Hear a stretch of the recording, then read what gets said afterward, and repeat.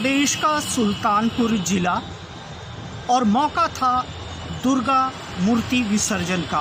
और इसी वक्त कुछ अराजक तत्वों द्वारा ऐसी शरारत की गई कि दो समुदायों के बीच भयंकर रोष हुआ और तनावपूर्ण स्थिति बन गई।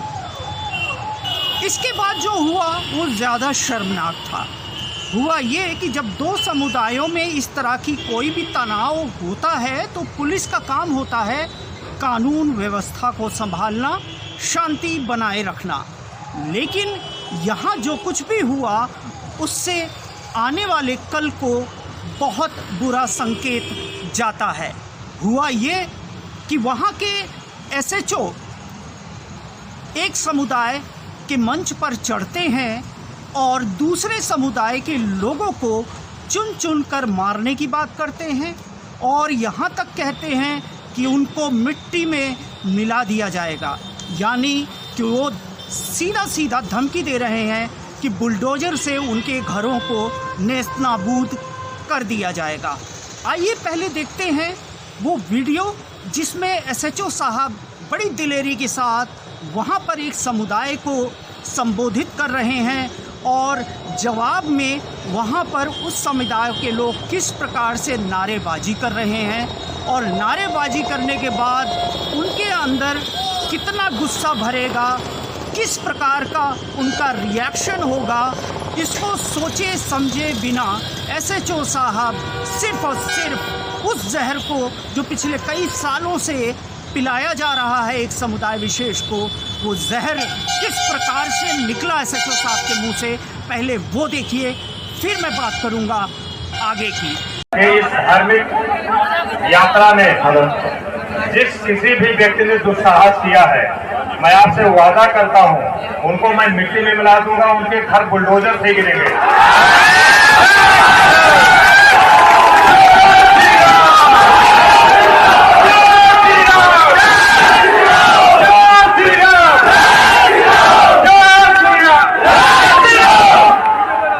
न प्रशासन कमजोर है। जो लोग इस दुस्साहस का परिणाम कर रहे हैं उनके खिलाफ प्रशासन कठोरतम कार्रवाई करेगा। मौके पर डीएम साहब, कप्तान साहब आ गए हैं, बल्लीपुर में हैं। हम लोग जो अच्छा से अच्छा हो सकता है वो निर्णय लेंगे, आपके हित में लेंगे। माँ भगवती की मूर्ति सबसे विसर्जित हो। हम लोग पहले इस कार्यक्रम को संपन्न करें, फिर मैं उनको चुन चुन के मारूंगा।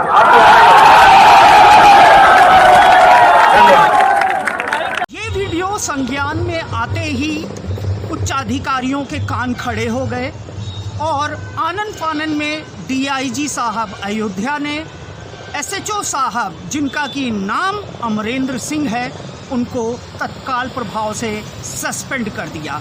वहीं दूसरी तरफ दूसरे समुदाय यानी कि मुस्लिम समुदाय में भय की स्थिति बनी हुई है, क्योंकि पुलिस ने दोनों समुदायों में जो भी हुआ हो एक पक्षीय कार्रवाई करते हुए सिर्फ और सिर्फ मुस्लिम युवकों को गिरफ्तार करना शुरू कर दिया।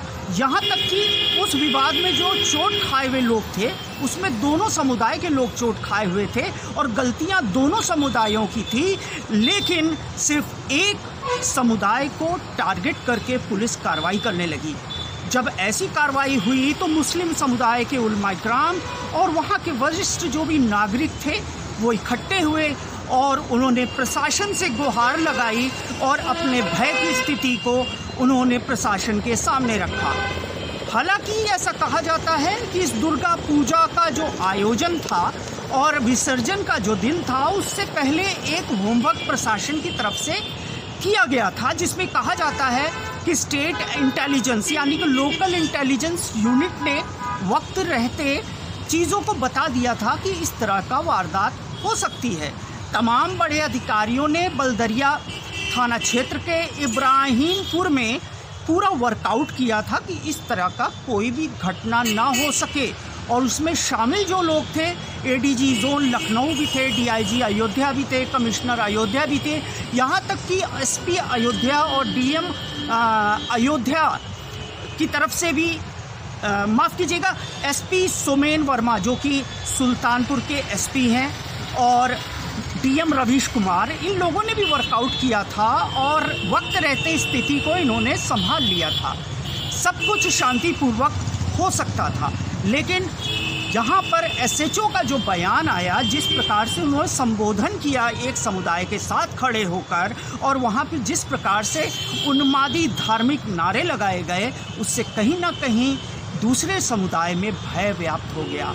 और इसी की वजह से मुस्लिम समुदाय के उलमाए किराम और कुछ विशिष्ट नागरिक और सम्मानित नागरिकों ने उच्च अधिकारियों को जाकर इसकी शिकायत की, और उनका साफ कहना था कि हम चाहते हैं कि दोनों पक्षों में जो भी दोषी हैं, दोनों की तरफ कार्रवाई हो, एक पक्षी कार्रवाई एकदम ना हो। आइए देखते हैं मुस्लिम समाज की तरफ से क्या कहा गया।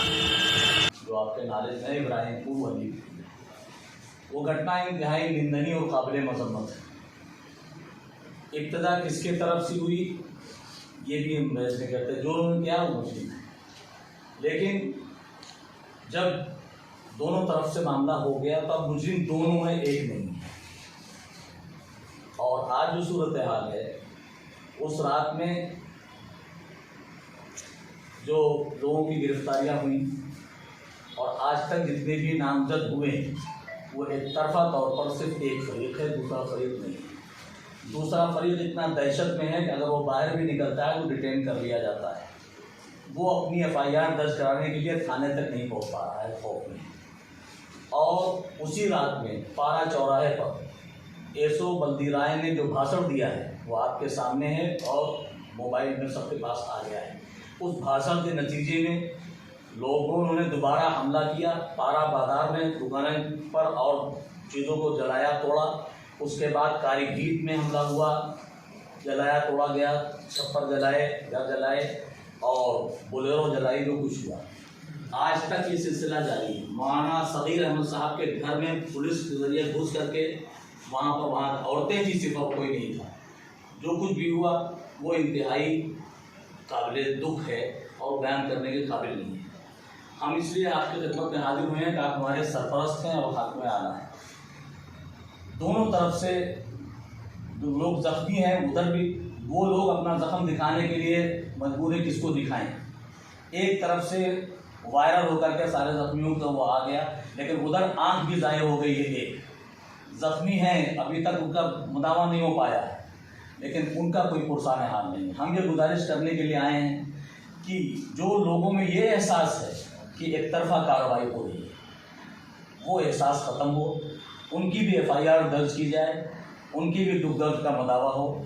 हमारे यहाँ सुल्तानपुर में ये एक ऐसा दाग लग रहा है जिसको हम बयान नहीं कर सकते। ये उलमा इसीलिए आपके खिदमत में हाजिर हुए और आपसे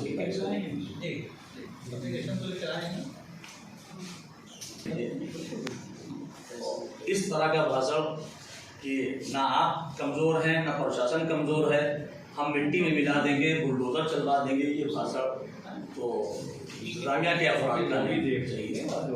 न्यायोचित कार्रवाई आप मुझे दे दीजिए और उनकी एफआईआर दर्ज हो। जब ये बात हम लोगों को मालूम हुई तो तशवीश हुई कि भाई एक तरफा कार्रवाई हो रही है, कम से कम ऐसा हो कि दोनों फरीक अगर मुजरिम हैं, हम ये नहीं कहते हैं कि मुजरिम को बख्शा जाए, लेकिन दोनों तरफ के जो मुजरिम हैं उनकी गिरफ्तारियाँ होनी चाहिए।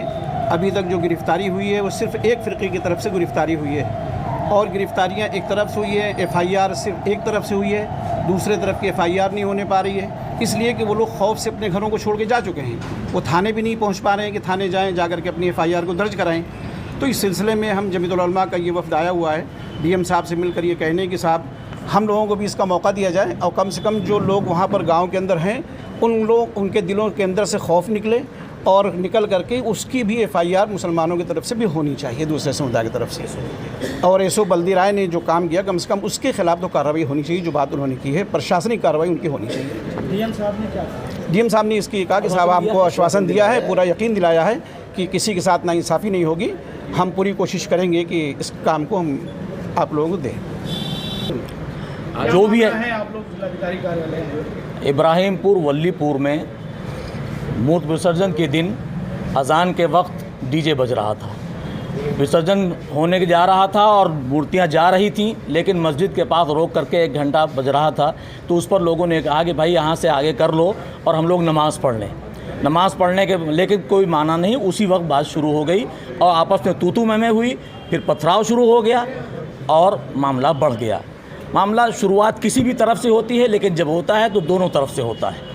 उसके बाद मस्जिद की चटाइयाँ जलाई गई, मस्जिद की टोटियाँ तोड़ी गईं, मदरसे में नुकसान पहुँचाया गया और फिर प्रशासन गया। हम उसकी भर्त्सना करते हैं, प्रशासन ने काम किया और प्रशासन के जाने के बाद बहुत ही मामला पुरसुकून हुआ, सब कुछ हुआ। लेकिन अब जो कार्रवाई हो रही है उसमें 51 लोग जो हैं वो सारे के सारे मुस्लिम हैं। अज्ञात में भी लोगों को लेकर के अरेस्ट किया जा रहा है। दोनों तरफ से कार्रवाई होनी चाहिए। हम इंसाफ चाहते हैं, हम चाहते हैं कि जब मुल्जिम दोनों हैं तो दोनों को अरेस्ट किया जाए, दोनों को जो सज़ा दी जाए, एक तरफा कार्रवाई ना हो। यही मुतालबा लेकर के हम डीएम साहब के यहाँ आए। डीएम साहब के अंदर बोला कि जो वहाँ कैसो है वहाँ पर मतलब सबको धमका रहा है, क्या धमका रहा है? नहीं, उनका तो भाषण बाकायदा मोबाइल पर है और उन्होंने खुलेआम पारा बाज़ार में जो भाषण दिया है कि ना आप कमज़ोर हैं ना प्रशासन कमज़ोर है, हम मिट्टी में मिला देंगे और बुलडोज़र चलवा देंगे, ये जुमले हैं उनके।